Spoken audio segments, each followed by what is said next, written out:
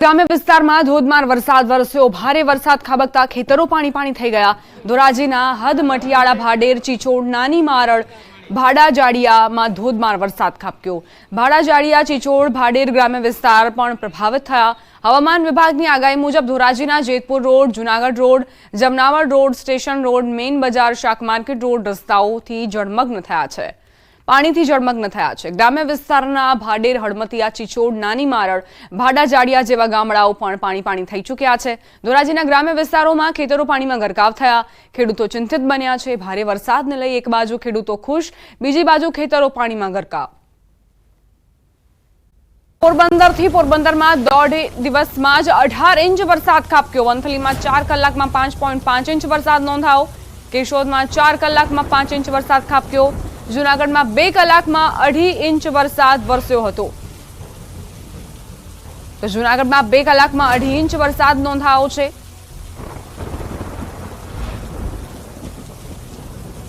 પોરબંદર પંથકમાં આબ ફાટ્યું। 24 કલાકમાં સૌથી વધુ પોરબંદરમાં વરસાદ નોંધાયો। 17 ઇંચ વરસાદથી જળબંબાકાર સર્જાયું છે।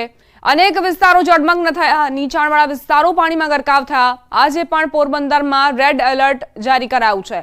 હજુ પણ અતિ ભારે વરસાદની આગાહી કરાઈ છે। પોરબંદર પંથક જે સર્વત્ર પાણીથી જ અત્યારે જળમગ્ન થયું છે। 26 કલાકમાં 17 ઇંચ વરસાદથી જળબંબાકારની સ્થિતિ, જમીન ત્યાં જળની સ્થિતિ જોવા મળી રહી છે। જ્યાં નજર કરો ત્યાં બસ પાણી જ પાણી। ક્યાં કમરસમાં પાણી ભરાયા છે, ક્યાં ઘૂંટણસમાં પાણી ભરાયા છે અને જનજીવન પર માઠી અસરો વર્તાઈ રહી છે।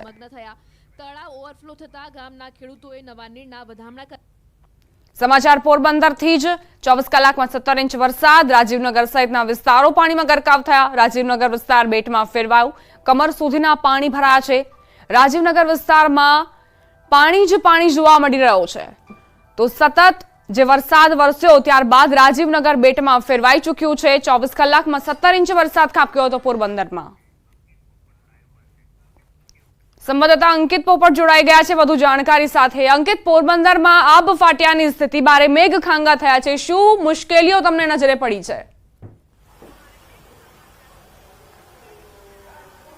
ચોક્કસ, જ્યાં જોઈએ ત્યાં માત્ર ને માત્ર મુશ્કેલી અને માત્ર ને માત્ર આફત જ જોવા મળી રહી છે। હું કેમેરામેનને વિનંતી કરીશ કે તે દ્રશ્યો બતાવવાનો પ્રયત્ન કરે। આ દ્રશ્યો છે પોરબંદર શહેરના સૌથી પોર્શ એરિયા ગણાતા રાજીવનગરના દ્રશ્યો છે કે જ્યાં લોકોના 4 વ્હીલર તેમજ 2 વ્હીલર છે તે પાણીની અંદર ગરકાવ થઈ ચૂક્યા છે। લોકોના ઘરની અંદર પણ પાણી છે તે ઘૂસી ચૂક્યા છે।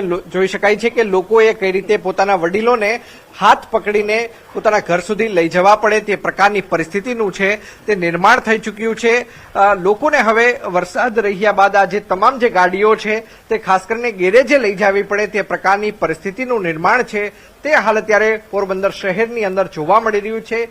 રાજીવનગર વિસ્તાર કે હાઈ પ્રોફાઇલ એરિયા ગણાતો હોય છે, પરંતુ અહીંયા પણ 4 ફૂટ, 5 ફૂટ, 6 ફૂટ સુધીના પાણી છે તે લોકોના ઘરની અંદર ઘૂસી ચૂક્યા હોવાનું સામે આવ્યું છે। સ્થાનિકો સાથે આપણે વાતચીત કરવાનો પ્રયત્ન કરીશું કે આખરે કયા પ્રકારની પરિસ્થિતિનો તેઓ સામનો કરી રહ્યા છે અને કેટલા વર્ષથી તેઓ અહીં રહે છે। શું કહેશો, કયા પ્રકારની પરિસ્થિતિનો સામનો આપ કરી રહ્યા છો? અમે રાજીવનગરમાં છેલ્લા 14 વર્ષથી રહીએ છીએ। પરિસ્થિતિ એવી છે કે આટલા વર્ષમાં કોઈ દિવસ કંઈ પ્રોબ્લેમ હતો નહીં। છેલ્લા ઘણા ટાઈમથી શું છે કે ડેવલપમેન્ટના જે કામ ચાલે છે એની અંદર તંત્રએ જે ખરેખર પરમિશનો આપી અથવા પોતે પોતાની અંડરમાં જે બી વસ્તુઓ કરવાની થતી હોય એમાં એ લોકો ખરેખર કાચા પડ્યા છે। આગળ અમારે અમુક નિકાસના ઘણા બધા માર્ગો હતા, એ અત્યારે માર્ગો ઉપર બિલ્ડિંગો ખડકી દીધેલા છે, ત્યાંથી નિકાસ થતો નથી અને એની જ હાલાકી અત્યારે આખા રાજીવનગરને ભોગવવી પડે છે। ચોક્કસ, તો માત્ર આ જે સાગઠિયા છે તે રાજકોટની અંદર જ નથી જોવા મળતો, પરંતુ પોરબંદરની અંદર પણ છે। ભાઈ કહી રહ્યા હતા કે પાણીના નિકાસ માટેની પણ અહીં સગવડતા હતી, પરંતુ બુરી નાખવામાં આવી છે, તેની ઉપર જે બાંધકામો છે તે કરી દેવામાં આવ્યા છે। કાકા, શું કહેશો, કયા પ્રકારની પરિસ્થિતિનો સામનો તમે કરી રહ્યા છો? પરિસ્થિતિ બહુ ભયંકર છે। આ વર્ષોથી આ લોકોને અમે કમ્પ્લેન કરીએ છીએ। અત્યારે વધારે પાણી છે, ઓછું પાણી છે ત્યારે અમે કહેતા કે ભાઈ તમે આ સાફ કરાવો, ગટર સાફ કરાવો, નાલા સાફ કરાવો, બ્લોકેજ છે એ ખોલાવો, પણ હજુ સુધી કોઈ એમાં ધ્યાન દીધું નથી, કારણ કે એ લોકોને કોઈ આમાં રસ નથી। પબ્લિકને જે પ્રોબ્લેમ છે એ પ્રોબ્લેમ સાથે એ લોકોને કોઈ જાતનો પ્રોબ્લેમ નથી। એ લોકોને એના જે ફાયદો અથવા સાથ છે એ જ લોકોએ જોવાનો છે. ખાલી બધા મોટી મોટી વાતો કરે છે, અમે વિકાસ કરીએ છીએ ને આ કરીએ છીએ ને તે કરીએ છીએ. આરામ જો એમાંથી એક વસ્તુ સાચી હોય તો તમે કયો એ વસ્તુ હું શરત મારી શકું, આ તમે વિકાસ છે, તમે વિકાસ જોઈ લે, આ વિકાસ જો આવો હોય તો અમારે એ ટાઈપનો વિકાસ જોતો નથી. અમારા દિલની વાત છે એ તમને કહે છે, કારણ કે આમાં કોઈ જવાબદાર વ્યક્તિ જ નથી. ટોપી ટ્રાન્સફર જ કરે છે બધા. એકને કહીએ તો કે ભાઈ મારી જવાબદારી ના આવે, પેલા નહીં ગયો, પેલા નહીં ગયો. અમે છેટ અમાનો કે બધાને મળેલા છે, મ્યુનિસિપાલિટીના કાઉન્સિલરથી માંડીને એમ માનો કે ધારાસભ્ય સુધી આ બધી રજૂઆતો થયેલી છે. પણ આરામ જો કોઈ અહીંયા સુધી હજી કોઈ પહોંચ્યું નથી. આ ખરેખર એ લોકોની ડ્યુટી આવી છે કે એ લોકો અહીંયા જો આવવું જોઈએ. ખાલી એ લોકો કહે છે કે પબ્લિકની સેવા કરી. આ સેવામાં તમે જુઓ કઈ ટાઈપની સેવા છે. કોઈ જાતની એ લોકોને કોઈને પૈડી જ નથી. એ લોકોને ના પૈસા ને કાની આવક ને જે હોય એની પાછળ એ લોકો પડ્યા છે. અને આ વસ્તુ છે ભવિષ્યમાં અમારું તો જે થતું હશે તો એ લોકોને લડવાનું છે. અમારી તો પરિસ્થિતિ અત્યારે તમે જોઈ લો છો. સવારના અમે 4 વાગ્યાના ધંધે લઈ ગયા છે. ઘરની અંદર દરવાજો ખુલે એમ નથી. દરવાજો ખુલે લાખે આખું બધું ભરાય એમ છે. આ તમે ઘરની હાલત જુઓ. આમાં આ બધી વસ્તુઓ એટલી બધી ડેન્જરસ છે. અને માણસ મરી જાય પછી ધારો કે માણસને તકલીફ થાય પછી તમે આવો એનો કોઈ મતલબ નથી. ચોક્કસ અહીંયા ડ્રેનેજનું કામ પણ થતું હતું, તમારા દ્વારા રજૂઆત પણ કરવામાં આવી હતી. ઘણી વખત રજૂઆતો કરેલી છે. ડે ટુ ડે રજૂઆત કરેલી છે. ડે ટુ ડે અમે એટલી બધી રજૂઆત કરેલી છે કે હવે અમને શરમ લાગે છે અમારે એ લોકોને કેમ નડવું. રોજે રોજ હું તમને એક જ વ્યક્તિનું રોજે રોજ કહી રાખું કે ભાઈ આ વસ્તુ છે કરવાની છે, આ વસ્તુ છે કરવાની છે, અહીંયા આ પ્રોબ્લેમ છે, અહીંયા આ વસ્તુ કરો તો સોર્ટ આઉટ થાય એમ છે. પણ કોઈને એમાં કોઈને એમાં રસ જ નથી. હવે એની જે પરિસ્થિતિ છે એની જે પરિસ્થિતિ તમે જુઓ, ખરેખર આ બધું જોશો એટલે તમને ખ્યાલ આવશે કે ખરેખર આ માણસ જીવી કઈ રીતે શકે. હવે નોકરી ધંધે જવા વાળા એ જઈ શકતા નથી. હમણાં સવારે એક માજી હતા, એ બિચારાને અહીંથી ઉપાડીને દવાખાને દાખલ કર્યા. ઇમરજન્સીમાં એમ્બ્યુલન્સ આવી શકે એમ નથી. ઇમરજન્સીમાં કોઈને અમે પલંગમાં લઈ જવા પડ્યા એ માણસને. એટલે આ કોઈ ખરેખર બહુ અતિ એમ માનો ને કે આ નાલાયકી, દેશી ભાષામાં કાઠિયાવાડીમાં બોલો ને તો આ નાલાયકી છે. આ કોઈ જાતની આમાં સેવાનું કોઈ કાર્ય નથી. કોઈ જાતની સેવા થતી નથી. અને મને લાગે છે કે આ લોકો ખાલી વાતુના વડા જ કરશે. વાતું સિવાય આ લોકોને કોઈ જાતનો રસ નથી. ચોક્કસ. તો જે રીતે મહેતા સાહેબ કહી રહ્યા છે કે આ પ્રકારનો વિકાસ હોય તો વિકાસ તેમને નથી જોતો.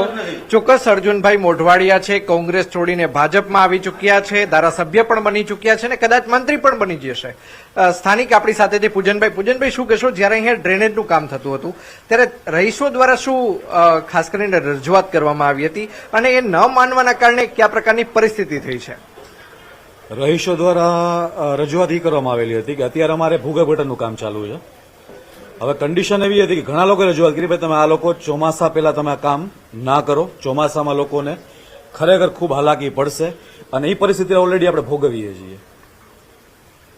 બધા લોકોએ કીધેલું હતું. રાજીવના કદાચ 50% લોકોએ કીધું હશે. હવે અત્યારે વચ્ચે તમે અહીંયા જુઓ તો ત્યાં પાણી છે, તમને દેખાશે નહીં. બાકી વચ્ચે અત્યારે ઓલરેડી ત્યાં ખોદેલું છે. સારામાં સારા પેવર બ્લોકનું કામ થયેલું હતું. એ પેવર બ્લોક પાછા કઢાવી ત્યાં વચ્ચે ખોદી અને ત્યાં લોકોએ ડ્રેન લાઈન નખવડાવેલી છે. એનો કોઈ આવા ડેવલપમેન્ટનો કોઈ મતલબ રહેતો નથી એમ. ખરેખર આવો કોઈ મતલબ રહેતો નથી એમ. અને તમને ખબર જ છે કે ભવિષ્યમાં અમારા પ્રોજેક્ટ આવવાના છે તો એકવારમાં કામ નથી થતું. થઈ જ શકે છે ને, તો શું કામ નથી કરતા ભાઈ? એનું કારણ છે કે જો કામ નહીં થાય તો એ લોકોને પૈસા નહીં મળે, કોન્ટ્રાક્ટ બીજો નહીં મળે. એટલે વસ્તુ પરિસ્થિતિ આ છે. એટલે ખરેખર તમારા માધ્યમથી એક જ વસ્તુ જણાવવાની તંત્રને કે જે ઉપર બેઠેલા લોકો છે કે થોડુંક ધ્યાન આપો. બાકી જે કન્ડિશન અત્યારે થયેલી છે તમારી બીજા સ્ટેટમાં એ આ સ્ટેટમાં થવાની છે. ચોક્કસ. તો અન્ય રાજ્યોની અંદર જે પ્રકારની પરિસ્થિતિનો સામનો સત્તાધારી પાર્ટી કરી રહી છે તેમને આ શહેરમાં તેમજ આ રાજ્યમાં પણ કરવી પડશે. તે પ્રકારના લોકો છે તે ખાસ કરીને કહી રહ્યા છે. જોઈ શકાય છે કે કયા પ્રકારની પરિસ્થિતિનો સામનો છે તે તેમના દ્વારા કરવામાં આવી રહ્યો છે. લોકોનું કહેવું છે કે જો વિકાસ આ રીતનો થતો હોય તો આ પ્રકારનો વિકાસ તેમને નથી જોતો. વિકાસ છે તે લોકોની સરળતા માટે થવો જોઈએ, લોકોની સાનુકૂળતા માટે થવો જોઈએ, લોકોની મદદ માટે થવો જોઈએ, નહીં કે લોકોને હાલાકી પડે તે પ્રકારની થવી જોઈએ. કેટલાક યુવાનો આપણી સાથે છે, આપણે તેમની સાથે પણ વાતચીત કરવાનો છે તે પ્રયત્ન કરીશું કે આખરે તેમનું શું કહેવું છે. અંદર પણ જોઈ શકાય છે કે પાણીની અંદર તમામ જે ઘર છે તે ગરકાવ થઈ ચૂક્યા છે. શું કહેશો કે આ પ્રકારની પરિસ્થિતિનો સામનો તમે કરો છો? બહુ ખરાબ છે. વરસાદ પાછો ચાલુ થયો છે.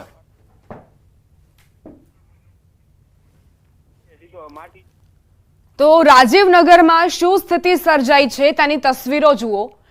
કમરસમાં પાણી ભરાઈ ગયા છે. લોકોના ઘરની અંદર જે ઘરવખરી છે તે પણ બરબાદ થઈ ચૂકી છે અને લોકો હવે આરોપો પણ મૂકી રહ્યા છે અધિકારીઓ પર.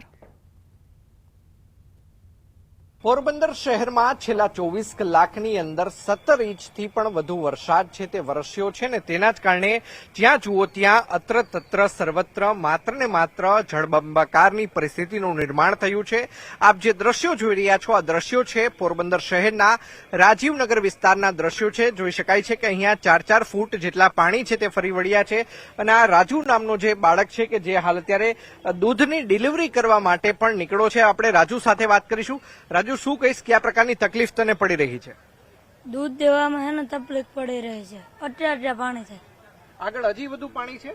હા, તારા સિવાય કોઈ આવ્યું છે? રોજ કેટલા વાગે આવે છે ને આજે મોડો આવ્યો છે એવું છે પાણીના હિસાબે? બરોબર જ છે. કાયમી ટાઈમે કેટલા વર્ષથી આ પ્રમાણે અહીંયા પાણી ભરાય છે? ઈટન ચોક્કસ તો જોઈ શકાય છે કે કયા હાલતની અંદર આજે રાજુ નામનો વ્યક્તિ છે કે જે પાણીની પ્રવાહની અંદર પણ લોકોને દૂધ પહોંચાડી રહ્યો છે. અહીંયા સ્થાનિક બેન પણ છે. બેન, શું કહેશો? ખાસ કરીને આ જે સ્ટ્રક્ચર દેખાઈ રહ્યું છે આ શું છે અને કેટલા વર્ષથી તમે આ પ્રકારની પરિસ્થિતિનો સામનો કરો છો? અમે 2 વર્ષથી અહીંયા રહેવા આવ્યા છે અને 2 વર્ષથી આ આટલું પાણી ભરાય છે. ગયા વર્ષે આવ્યું હતું પાણી પણ આટલું બધું નહોતું. આ વખતે વધારે છે. આ વખતે તો ઘરમાં ગોઠણ પાણી કરી ગયા છે. બધાની ઘર વખરી બધું બહુ નુકસાન થયું છે. આજે હા, દવાખાનું છે. દવાખાનાની અંદર પણ જોઈ શકાય છે કે સરકારી દવાખાનું છે, પરંતુ સરકારી દવાખાનાની અંદર પણ 5 થી 6 ફૂટ જેટલું પાણી ભરાઈ ચૂક્યા હોવાના દ્રશ્યો છે તે સામે આવી રહ્યા છે. દ્રશ્યોમાં પણ લખવામાં આવ્યું છે કે આરોગ્ય શાખા જિલ્લા પંચાયત પોરબંદર. દ્રશ્યોની અંદર જ સમજી શકાય છે કે ન માત્ર લોકોના ઘરની અંદર આ પ્રકારે પાણી ઘૂસ્યા છે, પરંતુ જે સરકારી દવાખાના છે તેની અંદર પણ પાણી આ જ પ્રકારે ઘૂસ્યા છે. સ્થાનિક લોકો આપણી સાથે છે, આપણે તેમની સાથે પણ વાતચીત કરીશું. શું કહેશો, કયા પ્રકારની પરિસ્થિતિનો સામનો છે? પરિસ્થિતિ ખરાબ જ છે. સવારના કોઈ ચાય નથી પીધો, નાસ્તો નથી કર્યો, જમવાના તો ઠેકાણા નથી કોઈના, કે ઘરમાં બને એમ જ નથી. બધા પેલા માળે છે, નીચલા માળ બધાના ડૂબી ગયા છે. કેટલા વર્ષથી આ પ્રકારની પરિસ્થિતિનો સામનો કરો છો? એટલે આમ આ વર્ષે આટલો બધો વરસાદ પડ્યો એને કારણે જે પરિસ્થિતિ હતી પણ આટલું બધું નહોતું. પણ આ વખતે અમુક જગ્યાએ પેશકદમીને હિસાબે બહુ તકલીફવાળું કામ થઈ ગયું છે. નગરપાલિકાના તંત્રએ કોઈ જાતનું ધ્યાન દીધું જ નથી પબ્લિકની હાડમારીનું. ચોક્કસ તો નગરપાલિકાએ કોઈ પણ પ્રકારનું ધ્યાન નથી દીધું. જોઈ શકાય છે કે લોકો કઈ રીતે પોતાના બાલ બચ્ચાઓ માટે, પોતાના પરિવારજનો માટે દૂધ સહિત તેમજ ખાવા પીવાની ચીજ વસ્તુઓ છે તે ખાસ કરીને લઈને અંદર જઈ રહ્યા છે. આપણે તેમની સાથે પણ વાતચીત કરવાનો પ્રયત્ન કરીશું કે આ પ્રકારની પરિસ્થિતિનો સામનો રાજીવનગરના લોકો કરી રહ્યા છે. રાજુનગરના લોકો અત્યારે પાણી છે બધું અત્યારે ઘરના અંદર પણ ગોઠણ સુધી વધારે છે બધાને. હવે અત્યારે રસોઈ કરવી હોય તો આપણે ઉપર જવું પડે, કાં તો બાજુવાળાને કોકને કેવું પડે કે તમે આપો. એવી અત્યારે પરિસ્થિતિ છે. આ પ્રકારની પરિસ્થિતિનો સામનો પેલા ક્યારેય કર્યો છે ખરા? ના, પેલા તો બહુ હતું પણ હમણાં નથી સામનો કઈ કર્યો છે. ચોક્કસ તો અહીંયા કાકા પણ છે. કાકા, શું કહેશો, આ પ્રકારની પરિસ્થિતિનો સામનો છેલ્લે ક્યારે કર્યો હતો અને આ પ્રકારની પરિસ્થિતિ થવા પાછળનું કારણ શું છે? શું કહેશો? કઈ ખબર નથી. આમાં પ્રશાસનનું હોય કે કઈ તકલીફ બીજી હોય. અમને તો છેલ્લે ક્યારે આટલું પાણી જોયું હતું? 2002 હું સ્ટાર્ટિંગમાં અહીંયા રહેવા આવ્યો ને ત્યારે આટલું પાણી હતું. ચોક્કસ તો કાકા છે કે જે વર્ષ 2002 થી અહીંયા રહે છે, એટલે કે 22 વર્ષથી આ કાકા અહીંયા રહે છે અને તેમનું એવું કહેવું છે કે 2002માં આ પ્રકારની પરિસ્થિતિનો સામનો તેમને કર્યો હતો. અહીંયા અન્ય એક યુવાન પણ આપણી સાથે છે. શું કહેશો કે આ પ્રકારની પરિસ્થિતિનો સામનો તમે બધા કરી રહ્યા છો? છેલ્લા 25 વર્ષમાં કોઈથી રાજીવનગરમાં પાણી નથી ભરવાનું. પહેલી વખત ઘરની અંદર 25 વર્ષમાં પાણી આવ્યું છે. કેટલા ફૂટ પાણી અંદર આવી ચૂક્યા છે? પ્લેટફોર્મ ડૂબી જાય એટલું 6 ફૂટ જેટલું પાણી આવી ગયું છે. ચોક્કસ તો લોકોના ઘરની અંદર 6 ફૂટ જેટલા પાણી છે તે ભરાઈ ચૂક્યા છે. લોકોનું કહેવું છે કે આ પ્રકારની પરિસ્થિતિનો સામનો દર વર્ષે કરે છે અને સાથોસાથ તંત્ર દ્વારા તંત્રની ઘોર બેદરકારી પણ હોવાનું લોકો જણાવી રહ્યા છે. અંકિત પોપટ, ન્યૂઝ 18 ગુજરાતી, પોરબંદર. ન્યૂઝ 18 ગુજરાતી આવી પહોંચ્યું છે ગ્રાઉન્ડ ઝીરો ઉપર અને અમે આપને જે દ્રશ્યો બતાવી રહ્યા છીએ આ દ્રશ્યો છે પોરબંદર શહેરના રાજીવનગર વિસ્તારના દ્રશ્યો છે કે જ્યાં 4-4 ફૂટ કેટલીક જગ્યાએ 5-5 ફૂટ તો કેટલીક જગ્યાએ 6-6 ફૂટ સુધીના પાણી છે તે ઘૂસી ફર્યા હોવાનું છે તે સામે આવ્યું છે. દ્રશ્યોમાં જોઈ શકાય છે કે કઈ રીતે લોકોના વાહનો છે પછી તે 2 વ્હીલર હોય કે 4 વ્હીલર હોય તમામ છે તે પાણીની અંદર ગરકાવ થઈ ચૂક્યા છે. લોકોના ઘરની અંદર પણ પાણી છે તે ફરી વળ્યા છે અને લોકોના જે ઘર વખરી છે તેને પણ નુકસાન પહોંચ્યું હોવાનું છે તે સામે આવી રહ્યું છે. ત્યારે આપણે આ પ્રભુ કૃપા નામના ઘરની અંદર જઈ રહ્યા છીએ. જોઈ શકાય છે કે કઈ રીતે અહીંયા ઘરની અંદર પણ પાણી જ પાણી જોવા મળી રહ્યું છે. દંપતી આપણી સાથે છે, આપણે તેમની સાથે પણ વાતચીત કરવાનો પ્રયત્ન કરીશું. કયા પ્રકારની પરિસ્થિતિનો સામનો તમે કરી રહ્યા છો, શું કહેશો?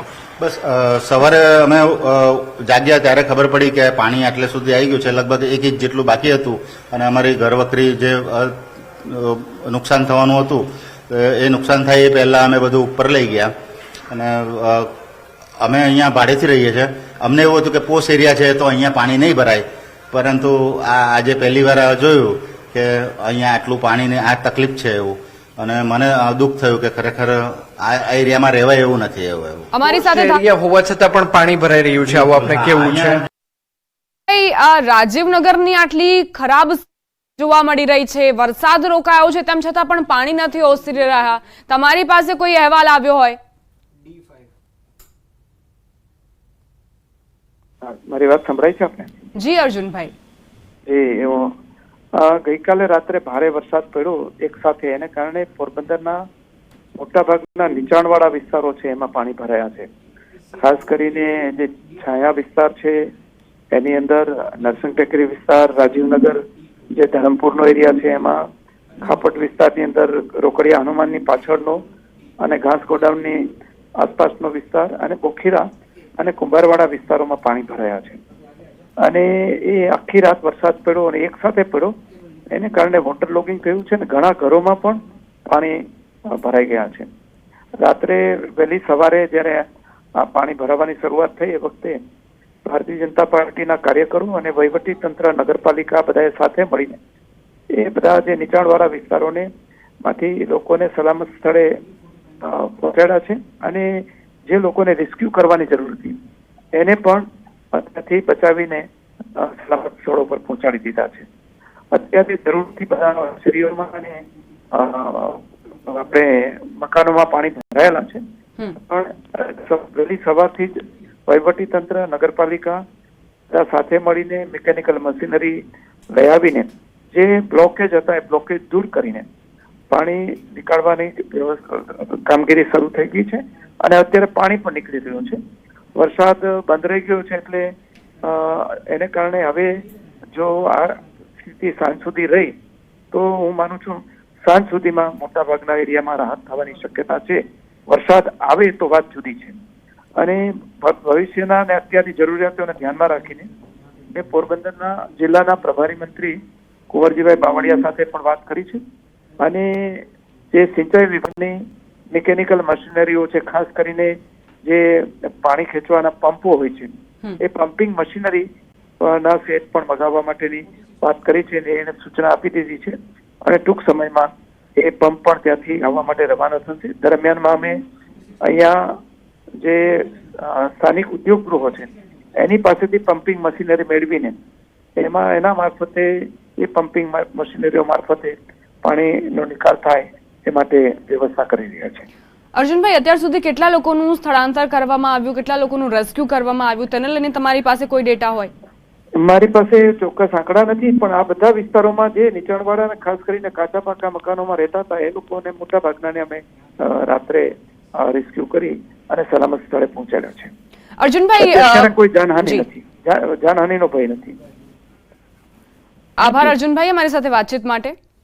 તો ભારે વરસાદથી પોરબંદર પાણી થયું છે અને રાજીવનગર સહિતના જે વિસ્તારો છે પાણીમાં ગરકાવ થયા છે. જો કે અર્જુન મોઢવાડિયાનું કહેવું છે કે પાણી કાઢવાની જે પ્રક્રિયા છે તે ચાલુ કરી દેવામાં આવી છે અને સાંજ સુધીમાં આખી સ્થિતિ પર નિયંત્રણ આવી જશે.